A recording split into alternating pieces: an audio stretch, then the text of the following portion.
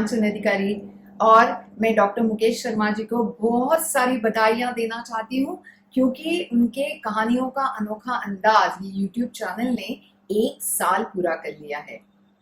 कहानियों का अनोखा अंदाज जब मुकेश जी ने शुरू किया तब मुझे उन्होंने फोन करके बताया था, और तब से लगातार ये सारी कहानियां वो मुझे भेज रहे हैं और ये सारी कहानियां मैं खुद देख रही हूँ।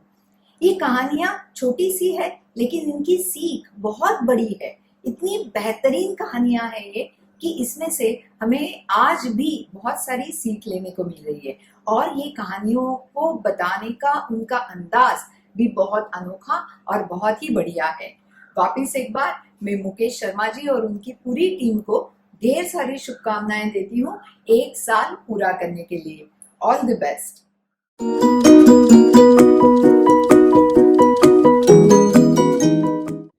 स्वागत है आप सबका कहानियों का अनोखा अंदाज चैनल पर।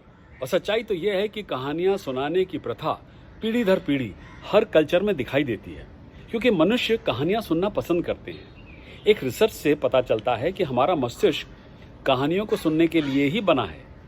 जब हम कहानियां सुनते हैं ना, तो हमारे मस्तिष्क के न्यूरॉन्स का कहानीकार के मस्तिष्क के न्यूरॉन्स के साथ तालमेल बैठ जाता है, और फिर हमारा दिमाग कहानीकार की तरह प्रतिक्रिया करता है, उन्हीं भावनाओं का अनुभव करता है जो कहानीकार हमें दर्शाता है। आज सुनते हैं कहानी 10 लाख रुपए के चेक की। एक व्यापारी कर्ज में डूबा हुआ था। लेनदारों की लाइन लगी हुई थी। सप्लायर्स ने क्रेडिट देना बंद कर दिया था। वे अपने भुगतान की मांग कर रहे थे। उसे कोई रास्ता नहीं सूझ रहा था। निराश और हताश होकर वो सबसे बचाकर पार्क की एक बेंच पर बैठा हुआ था। वो सोच रहा था कि क्या कुछ ऐसा हो सकता है कि उसकी कंपनी दिवालिया होने से बच जाए। और तभी अचानक कहीं से एक बूढ़ा आदमी उसके सामने प्रकट हुआ। मैं देख रहा हूं कि तुम कुछ चिंतित हो, उस बूढ़े व्यक्ति ने कहा। हाँ, मैं चिंतित भी हूं और परेशान भी। बहुत जल्दी दिवालिया होने के कगार पर बैठा हूं। मेरे बिजनेस की गाड़ी पटरी से उतर चुकी है, व्यापारी ने बड़े दुखी स्वर में कहा।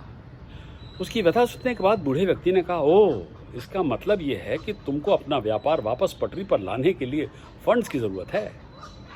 हाँ है तो, मगर आप क्या कर सकते हैं? कोई कुछ नहीं कर सकता है, व्यापारी ने बुझे स्वर में कहा। मुझे विश्वास है कि मैं तुम्हारी मदद कर सकता हूँ। और ये कहते हुए उस बूढ़े व्यक्ति ने अपनी जेब से एक चेक बुक निकाली और फिर उस व्यापारी से उसका नाम पूछा और तुरंत एक चेक लिखकर उसके हाथ में पकड़ा दिया। ये लो, आज से ठीक 1 साल के बाद मुझसे इसी जगह पर मिलना, और उस समय तुम मुझे मेरा पैसा वापस कर देना भाई। फिर वह बूढ़ा व्यक्ति मुड़ा और देखते देखते गायब हो गया। व्यापारी ने अपने हाथ में 10 लाख रुपए का चेक देखा, जिस पर दुनिया के सबसे धनी व्यक्तियों में से एक, जी हाँ, सबसे धनी व्यक्तियों में से एक, टाटा द्वारा हस्ताक्षर किए गए थे। हाथ में लिए हुए चेक को देखकर वो व्यापारी सोच रहा था, अब मैं अपनी धन संबंधी समस्याओं को एक पल में मिटा सकता हूँ, मगर मुझे ये लड़ाई स्वयं ही लड़नी होगी। इसलिए इस चेक को कैश करने के बजाय इसे अपनी तिजोरी में रखता हूँ, और अब मेरे पास 10 लाख रुपए तो है ना एज ए बैकअप।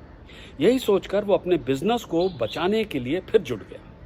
उसे एक नई ताकत मिल गई थी, और फिर वही हुआ।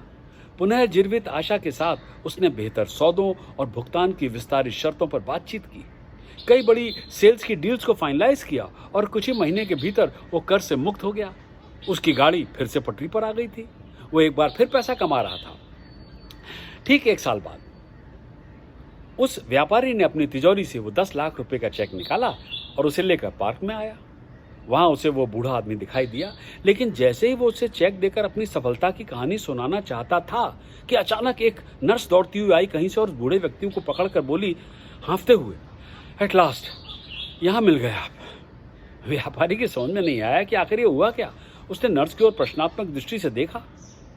तब नर्स बोली, ये हमेशा नर्सिंग होम से ऐसे ही गेस्ट हाउस से भागते रहते हैं और लोगों को बताते फिरते हैं कि ये टाटा हैं। कहते हुए नर्स उस बुजुर्ग को लेकर चल पड़ी। व्यापारी हद पर खड़ा देख रहा था। पूरे साल उसने यही सोचकर अपना बिजनेस चलाया था और सौदा करता रहा कि उसके पास बैकअप के रूप में 10 लाख रुपए हैं। तब उसने महसूस किया कि वो वास्तविक या काल्पनिक पैसा नहीं था जिसने उसके बिजनेस को फिर से नया जीवन दिया, बल्कि वो था उसका नया आत्मविश्वास जिसने उसे कुछ भी हासिल करने की शक्ति दी थी। कहानी पूरी हुई। जी हाँ, क्या शिक्षा दे गई ये कहानी? यही कि अपने आप पर यकीन रखिए। आप और केवल आप ही अपना जीवन बदल सकते हैं। अपने आत्मविश्वास को बढ़ाएं। सच्चाई तो यह है कि आप जितना सोचते हैं ना, उससे कहीं अधिक ऊर्जा है आपके पास, और आप जितना जानते हैं उससे कहीं अधिक प्रतिभाशाली हैं आप। जी हाँ, और आप जितना समझते हैं उससे कहीं अधिक सक्षम हैं आप। इसलिए अपने को अंडर एस्टिमेट ना करिए। जितना हो सके खुशी से जीने के लिए अपने आत्मविश्वास के स्तर यानी सेल्फ कॉन्फिडेंस को उसके लेवल में सुधार करते रहिए। धन्यवाद आप सभी का। अगली बार फिर सुनेंगे ऐसी ही कोई अनोखी कहानी, ऐसे ही अनोखे अंदाज में। और हाँ, बड़ी मेहनत से ये कहानियाँ आपके सम्मुख ला रहा हूँ। उम्मीद है आप इन्हें पसंद कर रहे होंगे। अगर आपके पास भी ऐसी ही कोई कहानी हो जिसे लोगों के साथ साझा किया जा सकता हो तो अवश्य भेजिएगा, और चैनल को सब्सक्राइब करना मत भूलिएगा। एक साल से कहानियाँ सुन रहे हैं आप।